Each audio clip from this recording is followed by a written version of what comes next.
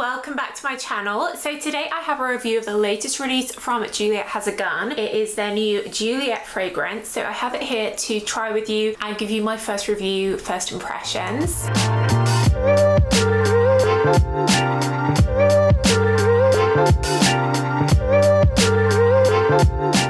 If you're new here, then hello and welcome. I'm all about perfumes.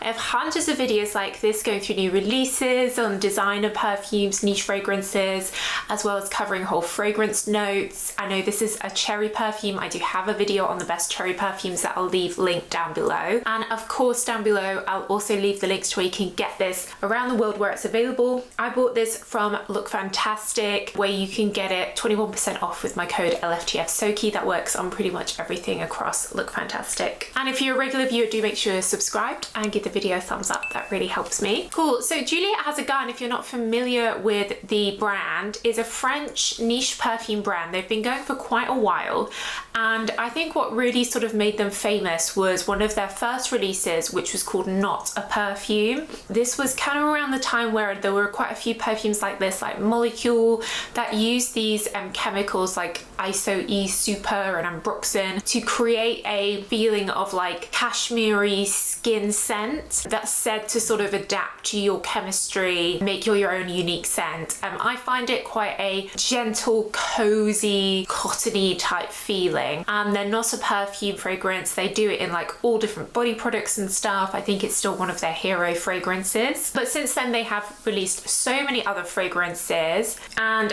I was super excited to try this because cherry perfumes are definitely having a moment the past few years. There's been quite a few released from different brands, and it's always interesting to see how brand interprets it. And I do like Juliette Has a Gun because I find that they do last and perform well, and they're also vegan and cruelty free, which a lot of brands aren't, of course. So let's give it a try.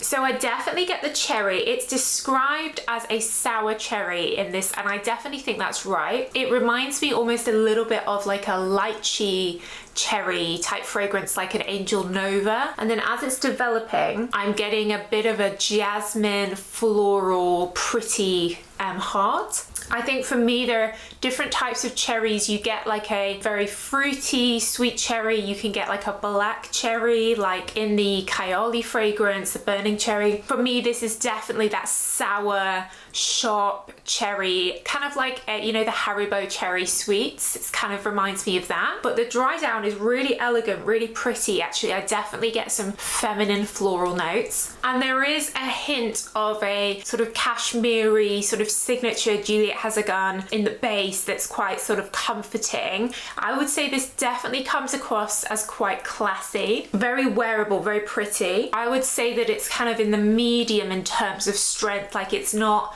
super light, but it's definitely not overly heavy either. So it's very wearable. You could definitely wear this in the summer. I really like that. I think that's one of the nicest releases from the brand and that I've seen for a while. I do like their Magnolia Bliss. I think that's a really good magnolia. And you guys know that I really like their Lipstick Fever as well, which smells like a sort of powdery makeup lipstick scent. So this is definitely Soki approved. That's definitely pretty. If you do like your cherry perfumes, but you don't want something that's overly sweet or like an artificial, or you know, like a glacé cherry, something that's a little bit fresher but then also has these more feminine notes underneath, I think this is very wearable. I also think it's a pretty safe blind buy because it has that real wearability. I think from Tom Ford they released that electric cherry. It's probably kind of a bit like that because the other cherry perfumes from Tom Ford are quite deep and incensey, but the electric one was fresher. But this is more affordable than Tom Ford. This is the 7.5ml, and this retails for £20. They then have a 50ml that's 100, and then 100ml, which I think is about 130, that you can get them with the 20% off at Look Fantastic. I really like that. I think that's one of my favorite niche perfume releases of the year. Definitely something that I will recommend as something just